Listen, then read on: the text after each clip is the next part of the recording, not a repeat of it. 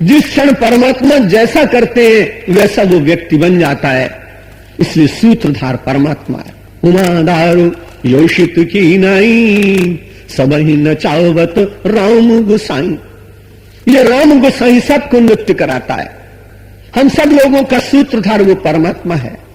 इसलिए उस सूत्रधार के साथ संबंध स्थापित रखने में ये जितनी भगवदीय चर्चाएं हैं और जितनी जीवन की साधनाएं हैं वे सार्थक होनी चाहिए, क्योंकि सूत्रधार प्रसन्न रहना चाहिए।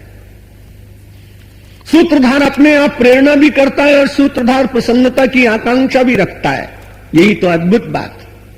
और यदि न होता तो अपने स्वरूप का वर्णन करने की गीता में आवश्यकता क्या थी? अपने को पुरुषोत्तम बताने की क्या आवश्यकता थी? संसार में कोई व्यक्ति अपनी बड़ाई करे तो निंदा का पात्र होता है, और गीता में श्री कृष्ण अपने को परम पुरुषोत्तम सिद्ध करने के लिए पूरे अध्याय का प्रयोग करें और वे वंदनीय रह जाएं, ये बड़ी अद्भुत बात है। केवल इसमें एक ही बात, मानव जब कभी अपनी प्रशंसा करता है तो अपने देह, बुद्धि, मन, चित्त और अहंकार को लेकर करता है। श्री कृष्ण जब भी कभी बोलते हैं तो पहले इसका विसर्जन कर देते हैं, और इसका विसर्जन करने के बाद जो शेष रहता है वो रह जाती है आत्मा, और उस आत्मा के भीतर से जो ध्वनित होती है वो भाषा नहीं होती, वो होती है समाधि भाषा।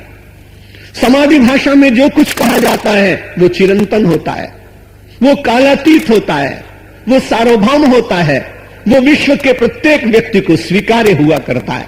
और इसलिए जैसे जैसे काल व्यतीत होता जा रहा है वैसे वैसे श्रीमद् भगवत गीता सारे संसार के लिए मान्य होती चली जा रही। सर्वस्य चाहम हृदय सन्निविष्टो मत्त स्मृतिर्ज्ञानम अपोहनम च वेदैश्च सर्वै रहमेव वेद्यो। भगवान ने कहा सर्वै वेदै अहम वेद्यः, सब वेदों के द्वारा मुझे ही जाना जाता है। वेद किनकी प्रशंसा करते हैं? पहले उन्होंने 1,00,000 मंत्रों में से 80,000 मंत्रों में कर्मकांड कराया।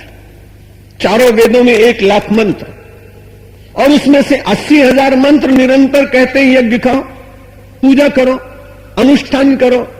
गीता कहती है निष्काम हो जाओ, और वेद कहते हैं हयाश्च में, गजाश्च में, यवाश्च में कल्पन्ताम। मुझे घोड़ा दो, मुझे हाथी दो, मुझे अनाज दो, आज्यश्च में घी दो। यानी जितनी वस्तुएं व्यक्ति को चाहिए वो आप देखें रुद्राष्टाध्यायी के इस अध्याय में वो सब मिल जाएंगे।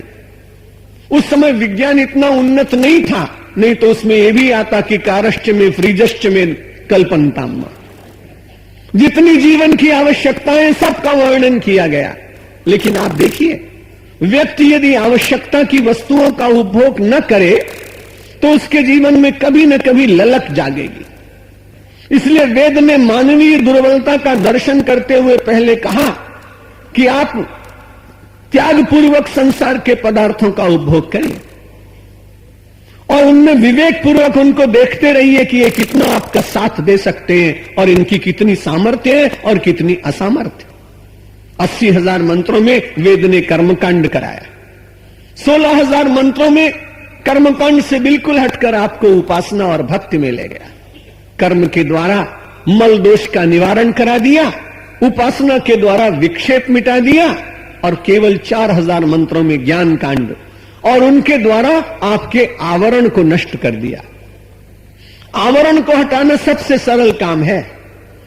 यहां अभी एक पर्दा लगा हुआ है और इसके पीछे नाटक के पात्र बैठे हों तो उन नाटक के पात्रों को दिखाने के लिए कोई बड़ा काम नहीं करना पड़ता, पात्र तो पहले ही सच के बैठ गए।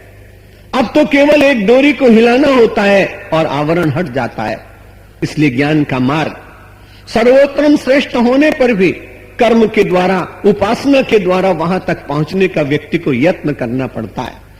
भगवान कहते हैं अंत तो गत्वा वेदै ही सर्वे वेदै ही, सब वेदों के द्वारा अहम वेद्यः। यदि आप जानना चाहते हैं तो उस परमात्मा को ही जानने का प्रयत्न करना चाहिए। सर्वस्य चाहम हृदय सन्निविष्टो मत्त स्मृतिर्ज्ञानम अपोहनम च वेदैश्च सर्वै रहमेव वेद्यो वेदांत कृद्वेद विदेव चाहम। और चाहने वाला भी वही है और जिसको चाहा जाता है वो भी वही है।